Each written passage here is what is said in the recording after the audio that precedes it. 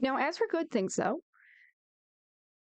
because I'm not completely bashing this game, I'm just giving my honest thoughts and criticisms and critiques.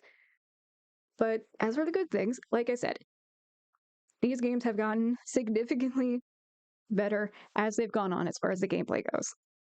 I will 100% give them that.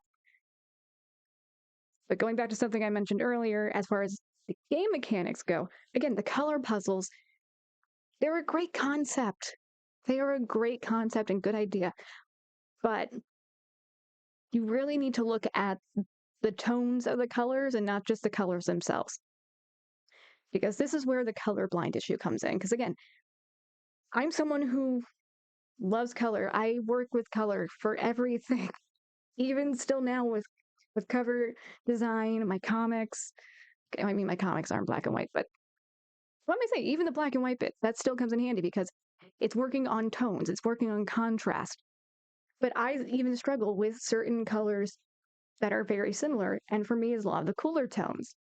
So a lot of the blues, a lot of cooler tone greens, a lot of cooler tone purples. If they're very similar colors together, I'm not going to see a difference.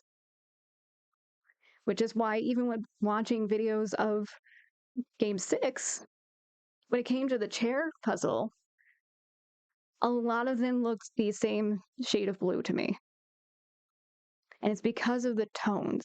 And I made posts about this on Tumblr with the previous games when it came to like the orange and the green blocks, or the red and the green blocks. I think it's supposed to be like a reddy orange, but they were similar tones.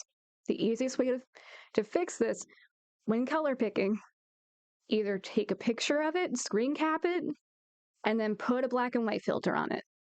Put a black and white filter on it, go into like Procreate, Photoshop, something like that, add a layer on top, fill it with black, and then on the layer options, go for the color option, because that will put everything in black and white, or whatever color you put as that layer.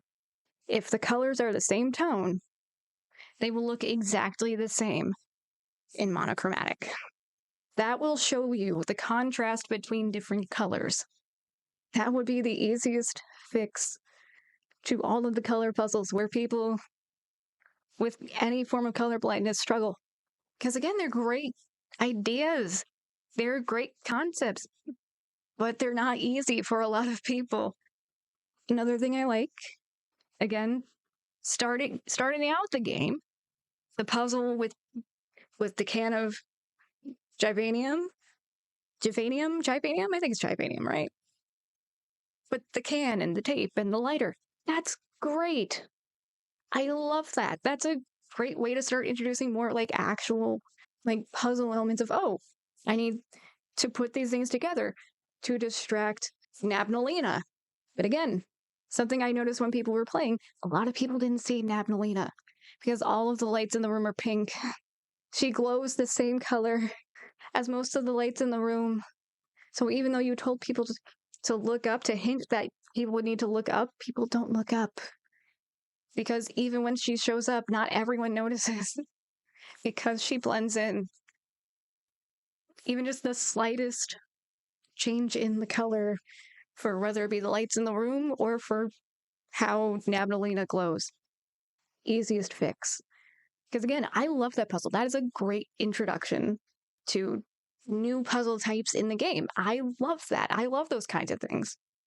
But again, there's still the issue of making some things easier for players to notice, be like, oh, that's why I need to do this.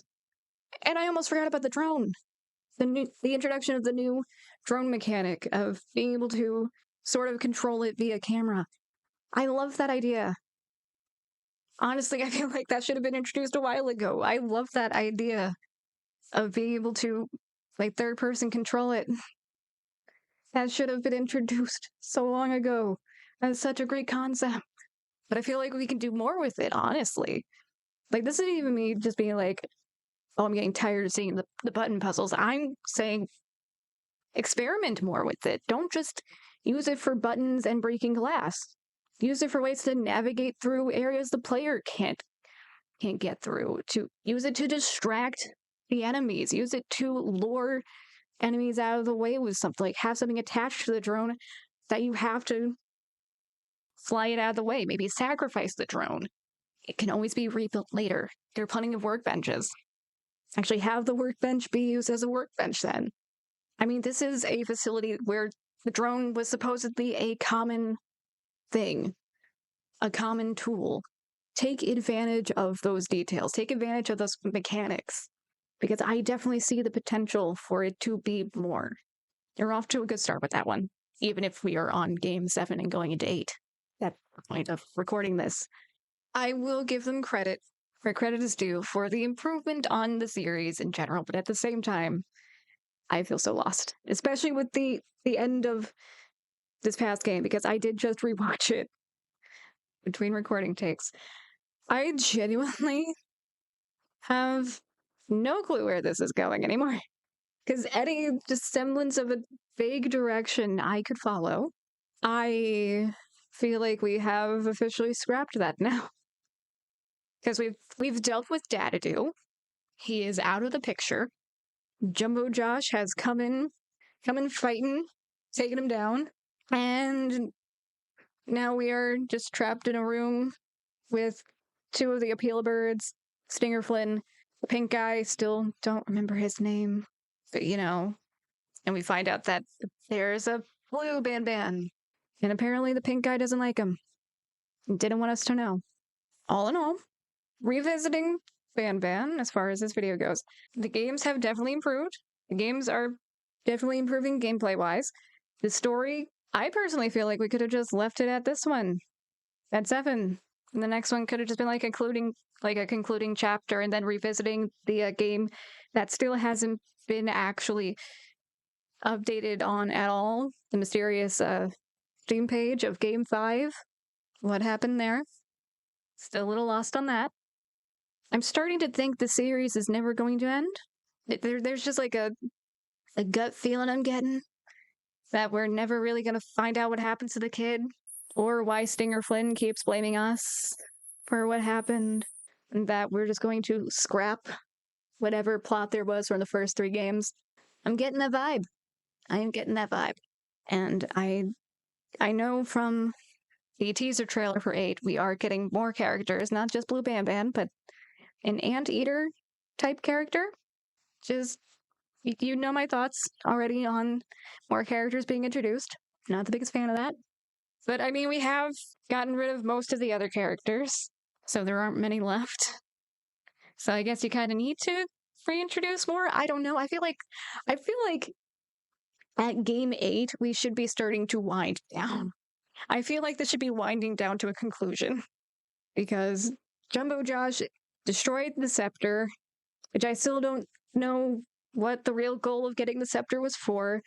We've taken out Dadadoo and his transformed army of other characters.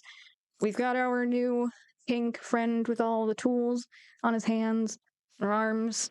Still very confused about that character. Still no clue about the weird alien creatures in their town and why they don't like humans. I feel like it was said in the game, but again, there's so much to take in. It's very easy to overlook things in this series. But yeah, all in all, gameplay-wise, the games are improving. Story-wise, I feel like it should be coming to a conclusion. I feel like it's almost time to end the series, especially since I didn't even know until recently, and my videos started blowing up, like my previous videos started blowing up again, that a new Banban game was even out. I feel like a lot of people are feeling a similar way, which is like, oh, right, Banban. That was a series. That was a game series that was happening, because it feels like it's so much at once.